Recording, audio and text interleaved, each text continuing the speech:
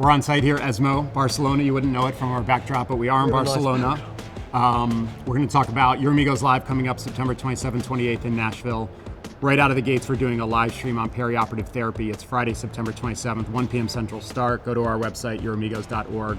There'll be some details there. But you presented Niagara yesterday in a presidential. Congratulations. There was no applause for some reason, but I thought it was a great presentation. I thought you were clapping. I was clapping. Tell us about the data a little bit, and then let's talk about the session. Well, we did a podcast on the data, maybe listen to that. For sure. Because it's a bit longer. Essentially, I think it had a survival advantage with a 25% reduction in the risk of death. In the session, we're going to talk about the perioperative approach, we'll talk about the adjuvant approach, we'll talk about how much the neoadjuvant component drives the data, we'll talk about ctDNA, we'll talk about the role of EV Pembro, both first line after relapse on the immune therapy, but also maybe in the neoadjuvant setting.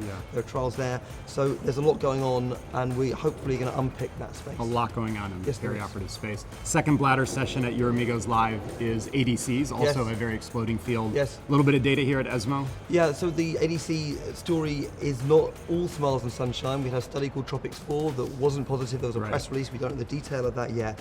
But there are a second generation of ADCs coming through behind EV. And we saw some DV Pembro data of 75% response rate at this meeting.